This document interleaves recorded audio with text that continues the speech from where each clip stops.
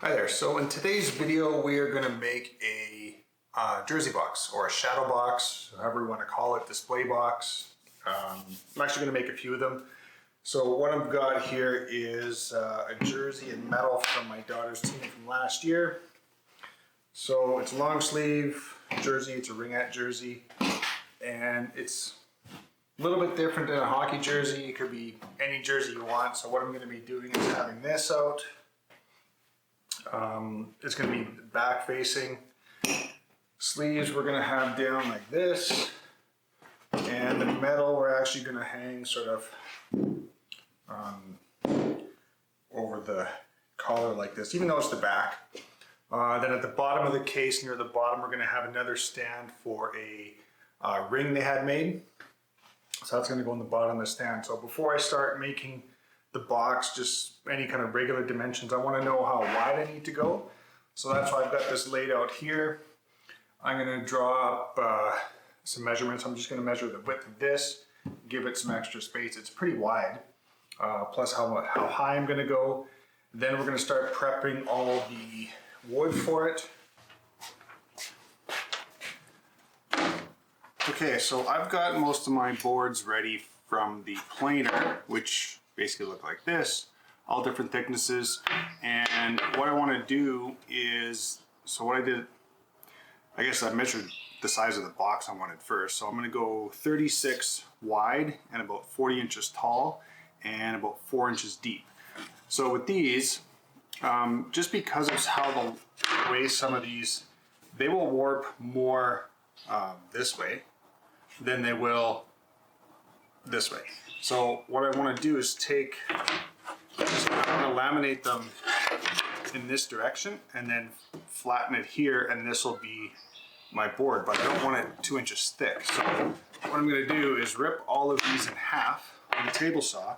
So I've got, about a 3/4 inch strip that I'll then laminate this way, make my 4 inch wide boards, maybe a bit. I'm going to probably make them about 4.5 inches so I have room to trim.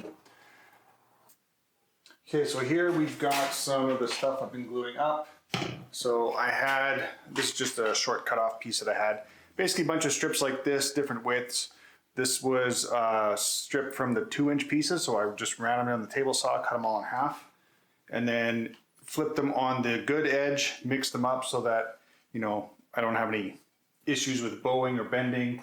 I tried to make sure, like, if one was curving one way, that I had one in this panel that was curving the other way, or in and out, so that it was even pressure. A bunch of those, then just glued up into basically a panel like this.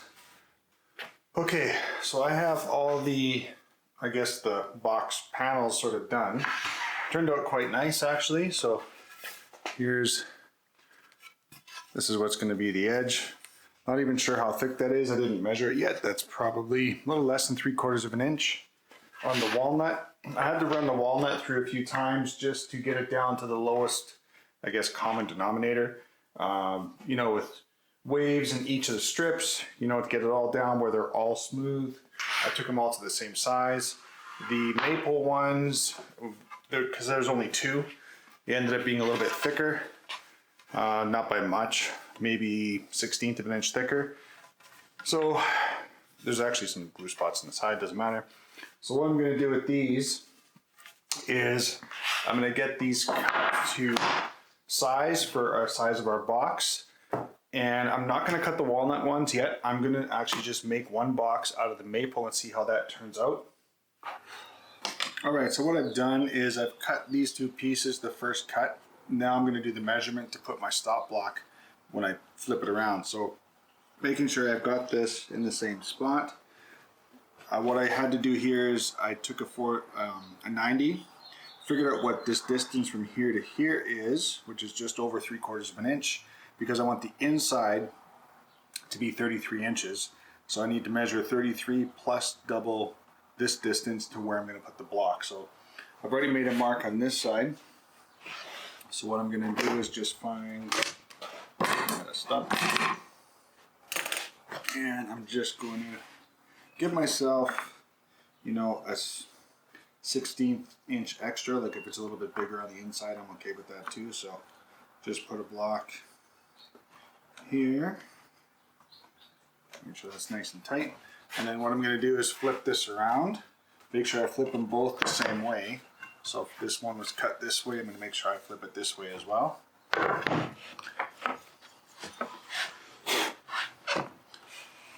Back it up to our block. We'll make our cut, and then the inside is going to be 33 inches.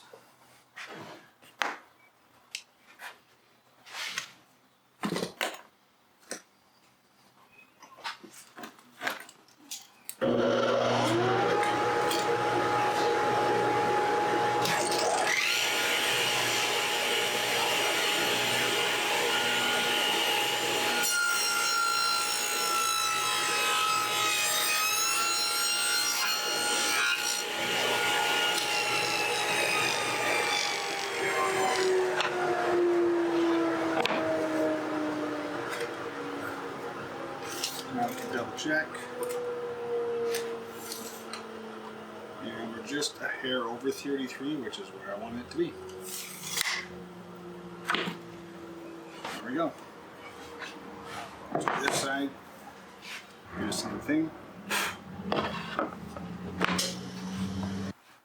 Okay, so what I set up here is I actually put my 1/8 inch kerf back in the table saw after I took it out. Because I went and picked up some 1/8 inch thick MDF for the backing board that I'm going to use in the shadow box.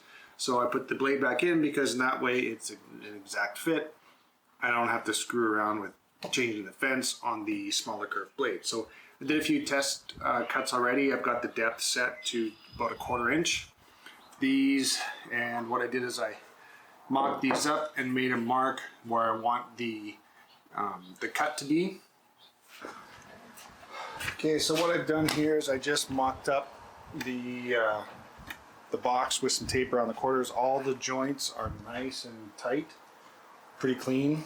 I didn't actually check square, which I probably should. So we're at 51, and this way is just under 51, so it's not perfectly square, but I'm okay with that.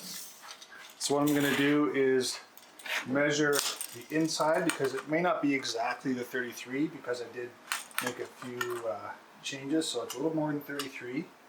I'm going to measure the inside this way. I'm going to add the 1/4 inch from both sides. I'll add a 1/2 inch to that measurement, and I'll take a 1/16 off of that, and that's what I'll cut our backer board to. A sheet of plexiglass today. I just picked up 1/8 inch thick plexiglass. It's a little flimsy, but it's going to be inside a frame. I don't need it to be supporting any weight or anything anyway, so it doesn't matter. It's got film on both sides. It is clear, and I had them cut it off a piece at one of the dimensions I need, which is 33 5/8, and then the other dimension I need is 36 1/2. I'm just going to cut that myself, and since my table saw only goes to 30 inches, I'm just going to cut it with a skill saw and a guide, basically like a Festool guide. It's a do-it-yourself one. So I'm just going to cut that down here on the floor. Then I'll cut another kerf into this. I'll take this back apart, and I didn't cut that because I wanted to see what size of plexiglass I can get first. So now that I know the thickness, which is 1/8, which is exact same as our backing board, it's going to be super easy with the 1/8 inch kerf saw blade I have. So I'll cut another notch into there. Oh, we'll dry fit, put it together again. All right, so here's actually the back side. I've got it mocked up and taped. So I have a 1/2 inch gap here at the back that I'm going to put it's going to have a French cleat, which I haven't even figured out yet. This is the front. So this has got the plexiglass in it. It's, there's a little bit of play in there, but once it's framed in, obviously the backing's going to come off. It's square, it's straight, went together nice and snug, it's tight. So what I'm going to do now is take it all apart, and I'm going to sand off the inside, the outside. It's got a few tool marks on it still. I'm going to round off the edges on the inside, especially where the plexiglass is going to go, so that I don't scratch it when I go to sand it later. Then we'll put it back together and glue it all up. Okay, so I got it glued up. I put clamps on both directions, tighten them up. All my joints are super tight. I'm pretty happy with it, and just looking in the edges from where I've got the plexiglass cover peeled back, I don't see any squeeze out anywhere. Everything looks clean. I've measured corner to corner, and we are exactly square. Like it's less than a 30-second off. Like it's actually perfect. Like there's no variation in corner to corner, so I know it's perfectly square. I'm gonna leave this dry overnight. Then what I'm gonna do is, using a new jig that I made in the table saws, I'll put a couple walnut splines, I guess you would call it, in the corners. So I might do 2 or 3, probably 2, but that'll be tomorrow. So, okay, so I've got a cut. I got all 4 corners on. You probably can't see that there. Let's put this down a little bit. I don't want to rest it on there. So this cut here is the same on all 4 corners. But before I move it over to make this cut a little bit wider, I'm going to rotate this. Put it in this way.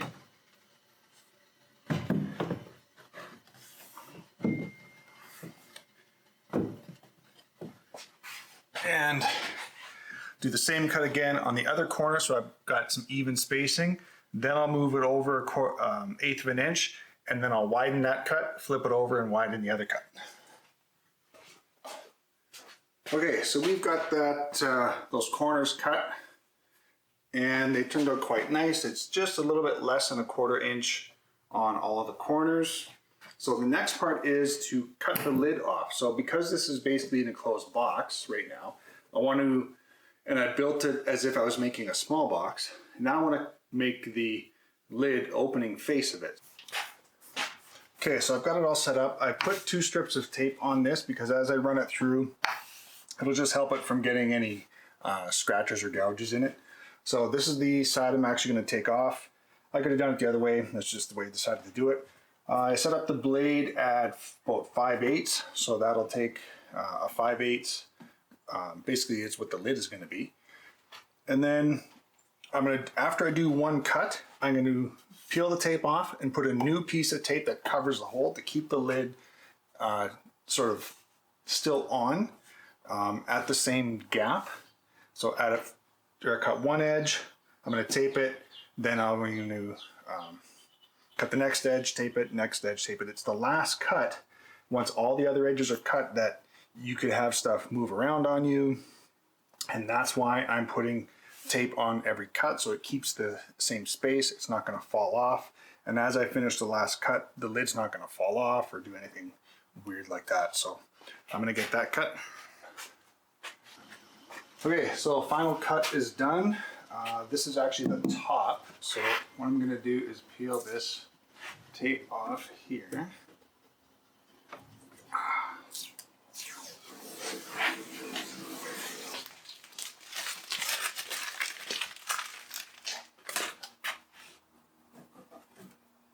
All right, and there is our lid. Seems to be holding up well. Yeah, pretty happy with that. Set this to the side. Okay, so we have got the these splines, I guess. I've cut them off. I've sanded this edge on the inside and this face of the top. Now, what I was going to do was make this a hinged opening with some magnets on the inside and a hinge at the top. However, my wife decided that that was not, didn't look good, so we're not going that route. Then I picked up some small hinges that I was going to use instead. Those didn't fly either, because you'll still see the hinge part at the top. So I scrapped that idea, and we're going to go with something else. So I'm going with these, which are from Lee Valley, and they're bed frame hooks. So these We'll go like this. We'll have one on the face of the top. One, they're like a mortise bed hook, right? So this will go in here. The top will go on and slide into place. So what we have here is we'll have an offset. So lining this up is, I need to make sure it's right. So what I'm gonna do is do this on a test piece because I want the lid to line up perfectly. So when I mortise this in, if we pretend this is flipped upside down, I want to make sure that I get it in the right spot so that the bottom one is the right offset so that when you hook it in place, it lines up straight. So I got to figure that out first before I actually cut into this.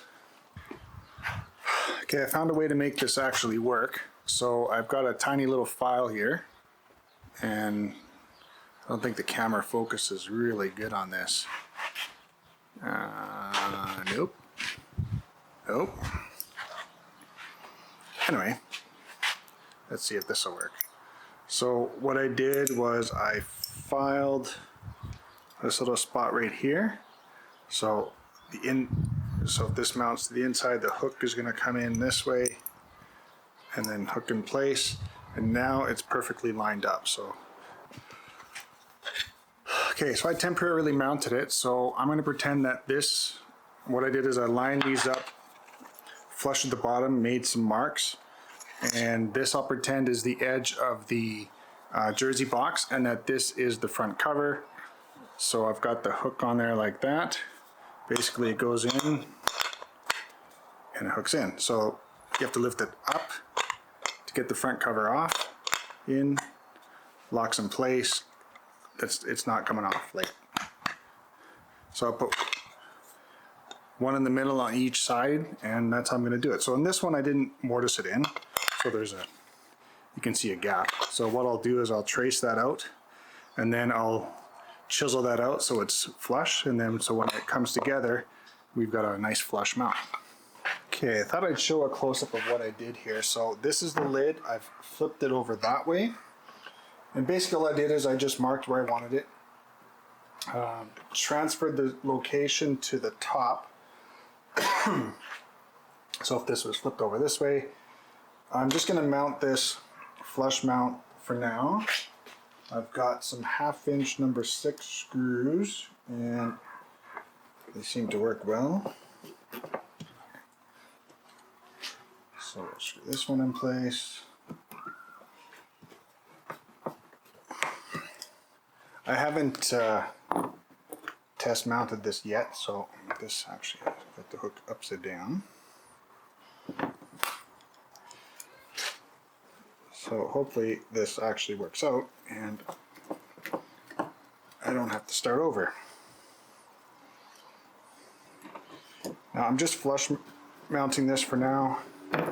I'm going to, if this all lines up,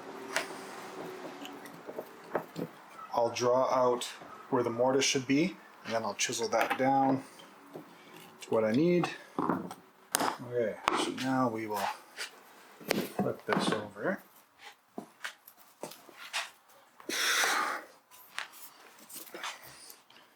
Now if this was hanging on the wall, all I would do is line that up, and it would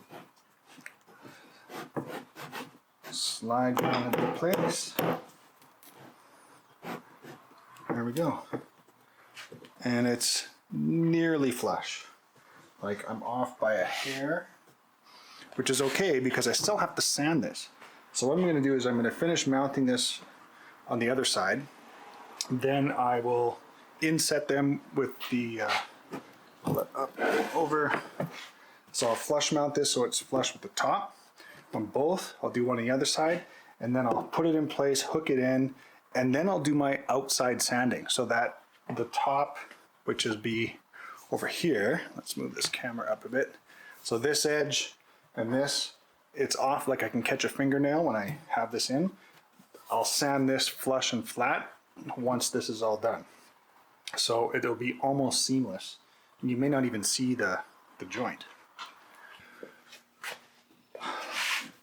Okay, so we have got our top which is actually looking really good. So this is the bottom. This is the top here, so pretend it's sitting up. The edges are really tight. There's no hinges on it, and this is how it opens. So the whole top slides up about 1/2 inch and then just lifts out. So you can see we've got, knocking it around here. Let's see. So this is the bed hook. I'm not really good at doing the mortise in here. It's not super clean. I'm gonna add some sawdust and glue to the some of the gaps I've got in here. So I'm gonna do that tonight. So I've got one hook on both sides, and the one in the frame is here. Again, same thing, you know, I've got, because this is about 3/4 of an inch, the edges on both sides here are pretty thin. So some of it was starting to crack a little bit as I was trying to clean this out.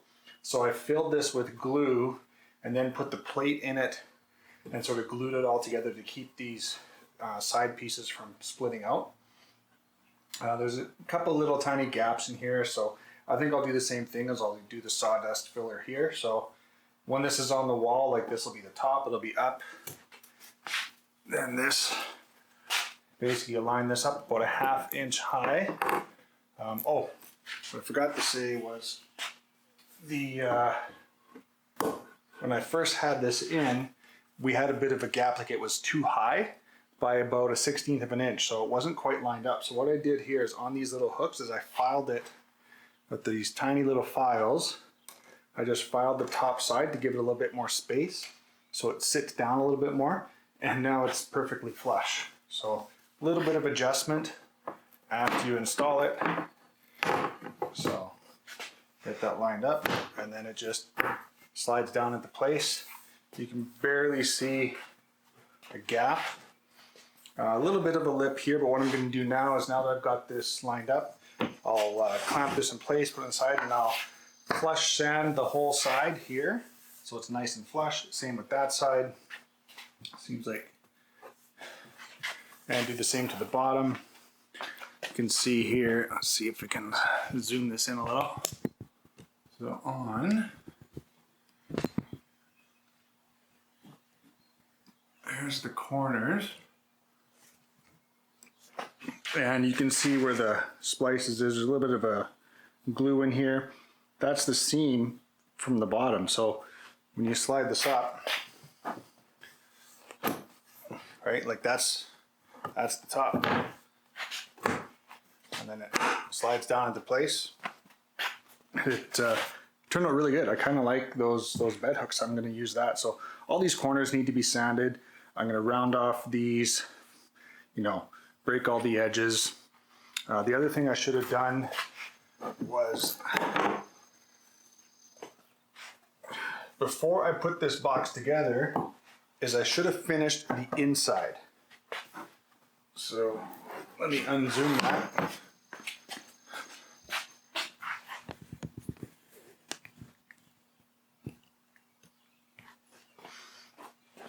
So on the next ones I'm going to do is I'm going to finish the inside face of the box before I put it all together.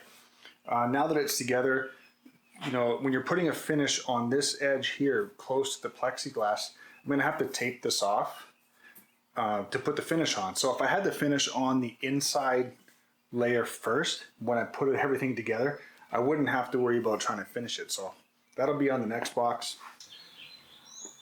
Two finishes I like to use. One is this Minwax polyurethane. It's a semi-gloss. This one is open. I like this finish. Easy to use. You can also get it in a spray. So if you do you can do your final coat in a spray if you like. This is the other one I like using, is the General Finish Armor Seal. This is also very good. Easy to use. A little bit more durable, I think. I like the finish on this a little better. But I haven't opened this yet. So I'm going to finish up this one and use that. The finish is very close, and I like it too, so I'm going to use that one. I've dusted everything down. I'm going to wipe it with a damp cloth first. There's actually a few spots I can feel with my finger that I might sand a little bit, so I'm going to do that.